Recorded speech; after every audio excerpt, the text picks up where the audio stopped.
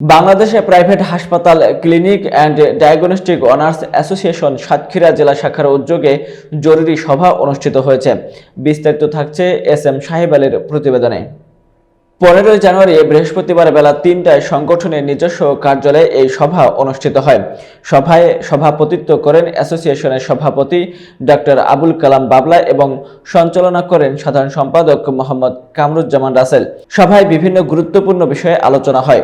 এতে সিনিয়র সহ সভাপতি অম আখতারুজ্জামান মুকুল, সহ সভাপতি পুলক কুমার পাল, যুগ্ম সাধারণ সম্পাদক মোহাম্মদ আবুল খায়ের, সাংগঠনিক সম্পাদক আবু বকর সিদ্দিক সহ অন্যান্য নেতৃবৃন্দ উপস্থিত ছিলেন। সভায় উপস্থিত নেতারা স্থানীয় স্বাস্থ্যসেবা কার্যক্রম আরও উন্নত করার জন্য প্রস্তাবনা এবং সমস্যাগুলো সমাধানের বিষয়ে মতবিনিময় করেন। এপ্রিলের বলে পার্টিসিপেট করি আমাদের ভালো না এই বিষয়টা যদি একটু যারা অধিকাংশ মানুষ এই সবাই হয় যে আমাদের সকলকে এখন মাদকদ্রব্য নিয়ন্ত্রণের যে লাইসেন্সগুলো